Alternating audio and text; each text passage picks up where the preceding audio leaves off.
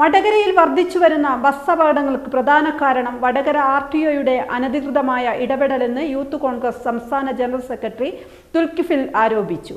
വടകരയിൽ കഴിഞ്ഞ ഒരാഴ്ചക്കിടയിൽ 2 ജീവൻ നഷ്ടമാകാൻ ഇടയായ ബസ് അപകടത്തെക്കുറിച്ച് ഗുരുതരമായ പരാതികളാണ് ഉയർന്നു വന്നിരിക്കുന്നത്. അപകടത്തിൽപ്പെട്ട ബസ് റൂട്ട് മാറി ഓടിച്ചു എന്ന വിവരം തെളിവ് സഹിതം പുറത്തു വന്നിരിക്കുകയാണെന്ന് VP തുൽക്കിഫിൽ പറഞ്ഞു. കൂടാതെ CCTV ക്യാമറ ബസ്സിലില്ലാത്തത് ഗുരുതരമായ നിയമലംഘനത്തിന്റെയും ഉദാഹരണമാണ്.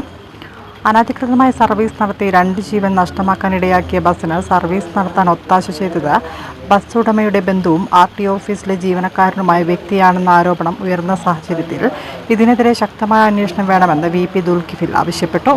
വടകര കഴിഞ്ഞ ഒരാഴ്ചക്കിടയിൽ നമുക്കറിയാം 2 മനുഷ്യജീവനാണ് നഷ്ടപ്പെട്ടത്. ഇതുമായി ബന്ധപ്പെട്ടുകൊണ്ട് ഒട്ടനവധി ആരോപണങ്ങളും അതോടൊപ്പം തന്നെ വസ്തുപരമായിട്ടുള്ള കാര്യങ്ങളൊക്കെ പുറത്തു വന്നുകൊണ്ടിരിക്കുകയാണ്. അത് നമുക്കറിയാം, കഴിഞ്ഞ ഏതാനും മാസങ്ങൾക്ക് മുമ്പാണ് പേരാമ്പ്ര ഇതേപോലെ തന്നെ പ്രശ്നമുണ്ടായത്. അവിടെ പോലീസും RTOയും ഉൾപ്പെടെയുള്ള സംവിധാനങ്ങൾ ഉപയോഗിച്ചുകൊണ്ട് ബസ്സുകളുടെ സമയത്തിനൊക്കെ ക്രമം നടത്തിയിട്ടാണ് ഇപ്പോൾ അത്തരത്തിലുള്ള പ്രയാസം ഒഴിവാക്കിയിട്ടുള്ളത്. ഈ മത്സര ഓട്ടമാണ് ഇത്തരത്തിലുള്ള ബുദ്ധിമുട്ടുണ്ടാക്കാനുള്ള ഏറ്റവും പ്രധാനപ്പെട്ട കാരണം.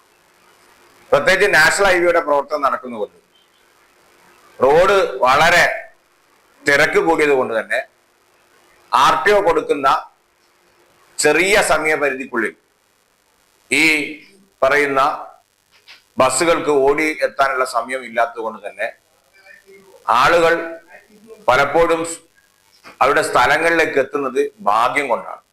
നമുക്കറിയാം, കോഴിക്കോടേക്ക് പോയാലും പേരാമ്പ്രയ്ക്ക് പോയാലും കണ്ണൂരേക്ക് പോയാലൊക്കെ ബസ്സിന്റെ ഓട്ടം എന്ന് പറയുന്നത് ശരിക്കും മരണക്കിണറിൽ പോകുന്നതിന് തുല്യമായ രീതിയിലാണ് പോയിക്കൊണ്ടിരുന്നത്. അതിനേക്കാൾ വലിയൊരു പരാതി ഇപ്പോൾ ഉയർന്നു വന്നിരിക്കുന്നത് ഈ പറയുന്ന ബസ് നമ്മളിപ്പോ ഹരിറാം എന്ന് പറയുന്ന ബസ്സാണ് ഇതില് ആക്സിഡന്റിൽപ്പെട്ട് ഇന്ന് കഴിഞ്ഞ ദിവസം യൂത്ത് കോൺഗ്രസ് ഉൾപ്പെടെയുള്ള സംഘടനകൾ തടയുകയും ഒക്കെ ചെയ്യുന്ന അവസ്ഥയുണ്ടായത്. ഈ ബസ് മുതലാളിക്ക് 10-40 ബസ്സുണ്ട് എന്നാണ് ആരോപണം.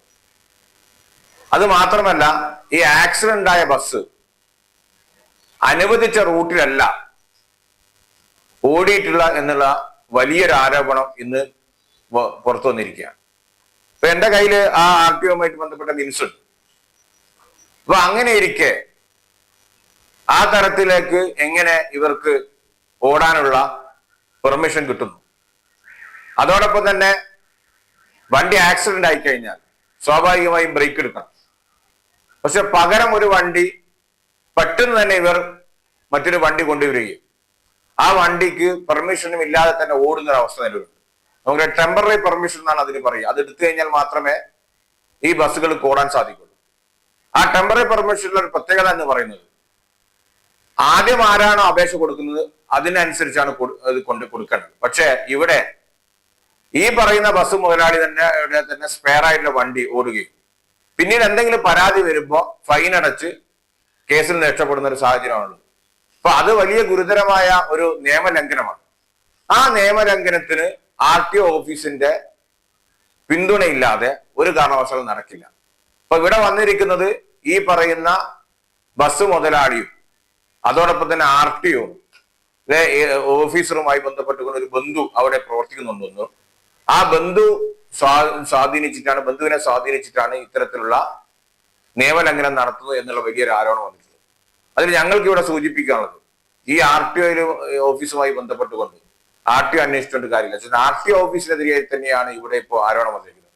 ഇപ്പൊ ഡെപ്യൂട്ടി ട്രാൻസ്പോർട്ട് കമ്മീഷൻ തന്നെ ഈ വിഷയത്തില് വാസ്തവം എന്താണ്, ഇതിന്റെ നിജസ്ഥിതി എന്താണ്, ഇതുമായി ബന്ധപ്പെട്ടുകൊണ്ട് ആർക്കെങ്കിലും എതിരായിട്ട് അല്ലെങ്കിൽ ഇത്തരത്തിലുള്ള ഇടപാടുകൾ നടക്കുന്നുണ്ടോ എന്നുള്ള കൃത്യം അന്വേഷിച്ച് അതിന്റെ സത്യാവസ്ഥ പുറത്തു കൊണ്ടുവരണം. അതോടൊപ്പം തന്നെ ഇതുമായി ബന്ധപ്പെട്ടുള്ള ആരോപണം ശരിയാണെങ്കിൽ ശക്തമായ നടപടി ഇത്തരം ഉദ്യോഗസ്ഥന്മാർക്കെതിരെ എടുത്തു കഴിഞ്ഞാൽ മാത്രമേ നമുക്ക് ഇത്തരത്തിലുള്ള അപകടങ്ങളിൽ നിന്ന് ഒഴിവാക്കി കിട്ടാൻ സാധിക്കുള്ളൂ.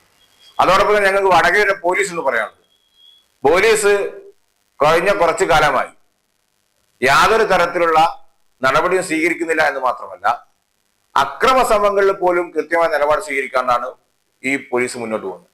ഇന്നലെ യൂത്ത് കോൺഗ്രസിന്റെ സമരത്തെ കൈകാര്യം ചെയ്ത രീതി, ബസ് മുതലാളിമാർ യൂത്ത് കോൺഗ്രസിന്റെ പ്രവർത്തകന്മാർ നിയോജക ബസിന്റെ ലിജിൻ ഉൾപ്പെടെയുള്ളവർ തടയുമ്പോ അവര് ബസ് ധിക്കാരത്തോടുകൂടി മുന്നോട്ടെടുക്കുന്ന ഒരു സാഹചര്യം ഉണ്ടായി. ഇപ്പോ ഒരു സമരം നടക്കുന്നവർ അതിനെ പോലും റെസ്പെക്ട് ചെയ്യാൻ തരത്തിലേക്ക് ബസ് മുതലാളിമാർ അത്തരത്തിൽ ഗുണ്ടാ പ്രവർത്തനം നടത്തുമ്പോൾ പോലീസ് നോക്കിക്കുന്ന കാഴ്ചയാണ് നമ്മൾ ഇന്നലെ കണ്ടത്. അപ്പൊ ആ തരത്തിലേക്ക് മുന്നോട്ട് പോയി കഴിഞ്ഞാൽ ഒരു കാരണവശാലും നമുക്ക് അത് അംഗീകരിക്കാൻ സാധിക്കാം. അതേപോലെ നമുക്കറിയാം ആർടിഒക്ക് അത്യാധുനിക സംവിധാനമുള്ള വലിയ വാഹനങ്ങളൊക്കെ ഉണ്ട്. അത് നമ്മുടെ സാധാരണക്കാരായ ഹെൽമെറ്റ് വേട്ടയ്ക്ക് എതിരായി അല്ല പറയുന്നത്, പക്ഷെ ആ ഹെൽമെറ്റ് വേട്ടയ്ക്കും മറ്റേ ഓവർ സ്പീഡിനൊക്കെയാണ്. പക്ഷെ ഇത്തരത്തിലുള്ള മരണ ഓട്ടം നടത്തുന്ന ഒരു ബസ്സിനെതിരായിട്ട് നടപടി സ്വീകരിച്ചായി നമുക്ക് കാണാൻ സാധിക്കുന്നില്ല.